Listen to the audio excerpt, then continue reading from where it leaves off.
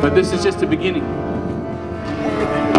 All of you are speaking the word ceasefire, and I don't see a ceasefire. So I speak to you one word you may not have heard before. When it comes to Palestine, the word is a hard word, and the word is evacuate. I feel the infrastructure has been destroyed so much that no living human being can live within those ruins. So opening the borders and letting the civilians escape seems to be another first step, as well as stopping all killing. Do you agree? I'm preaching to the choir, aren't I? Same people who would never harm a living human being. That's why we speak with each other. I always say, a bomb is a failed poem, and a gun is a failed conversation. And while we are in dialogue this afternoon, we need to talk to one another to find a way to reach a real, viable, actual solution, apart from stopping all killing. Now you know poetry is just a beggar for your attention, and we have attention deficit syndrome. And most of us haven't got much more time except this afternoon, so this afternoon is like a perfect pearl of concentration, asking what can we do individually, collectively, now, this afternoon. Well, we're not going to kill anyone, that's for sure, right? This is a conversation about possibilities, but there are human beings relying upon our viability to actually find a way out of the ruins that are being bombed as we continue this afternoon's conversation. The question is, raise your flags high, but raise your hearts higher, raise your hopes higher. Let's say what we really want. We want living human beings to survive, Palestine to revive, and all the innocent to escape from this punishing hellfire. I have no hate in my heart for anyone. I have no fear in my heart for anyone. But I carry no gun, I carry no weapon. This poem is my petition to your consciousness. Why do we only talk to us? Well, I tried talking to the guns, and I tried talking to the tanks, and their hearts were made of stone, their hearts were made of metal. They were robotic in their obedience. Can you be disobedient? I tried talking to those who had groupthink, those following orders who said, I must kill because I've been told to. Can you think for yourself? I tried sending out emails to other poets saying, look, come outside, at least in Austin, we can talk with us. Now you know and I know how much compassion fatigue has taken down the energy, how much we've been numbed down and dumbed down by propaganda, so most of us feel we can't do anything to stop the war. But you've done something now by taking this first step, by gathering peacefully, calmly, all together. Another word, diversity, to allow all cultures to live freely, all flags to fly, all human beings, without killing anyone. Do you agree? Well, I know we're going to get through this afternoon without any acts of violence, calmness and peace. But how do we transmit this virus of joy to those who are being bombed into the very earth that gave them birth?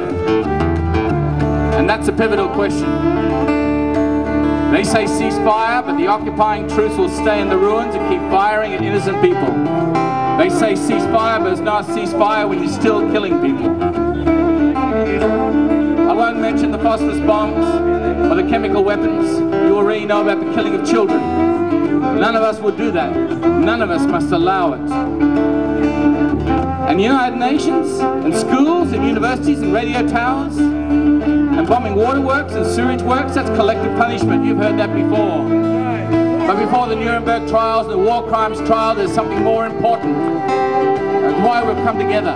How do we let the civilians escape the war zone? I say to Egypt, open the borders. Are they listening? No, they're closing the borders. And bombing all the tunnels that got in food, medical supplies. I say to Israel, on the buffer zone, let them out on the buffer zone, the women and children, the civilians, let them out now. Now you know and I know that $3.5 billion of your taxes are supplying the military weapons right now that are killing people like us. And there is no despair in our hearts because you're here, brave, for a start, using your art, putting your bodies on the front lines. But the question is not theoretical. The question is this: how can life live in a war zone? I say release them, evacuate, let the living live. I say to the hardest of hearts, can't you see we are soft? Can't you see we're innocent? Let the women and children out of the Gaza Strip. I've said the same thing to the men in uniform. They listen and they do not listen. They think war is all. I say, listen, war never worked. Look at Lebanon. Look what you did there. Those cluster bombs. They're still going off with the shepherds and the children. Have you no idea of consequence? All life is sacred. You take someone's life, you sacrifice your own. In Texas, capital punishment recognizes that basic primal rule. Whose life can we save today? Yours? Yours? Yours? In the perfect world, all of us are powerful and all our dreams can come true.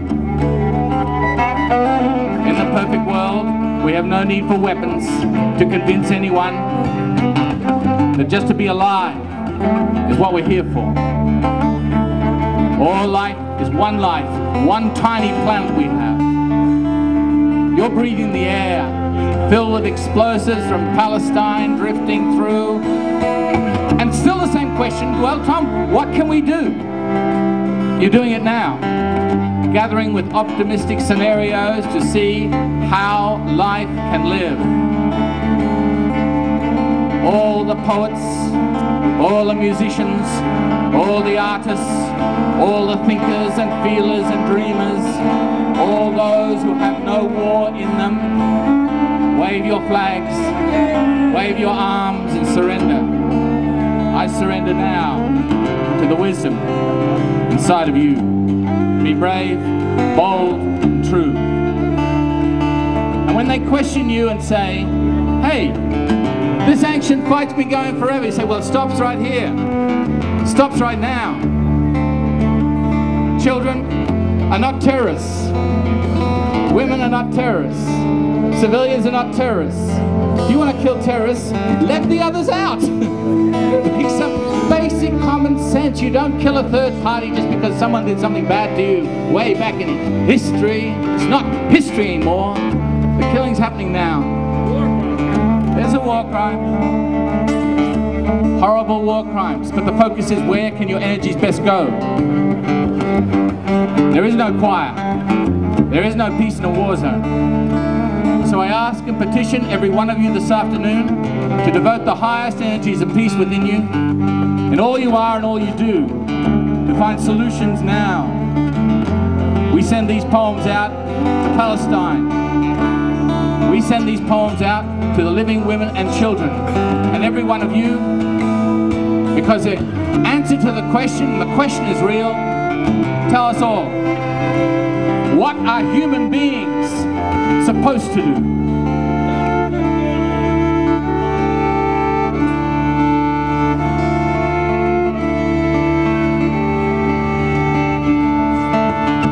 Barbara Kay, Richard Bowden, Musicians for Peace, Million Musicians March.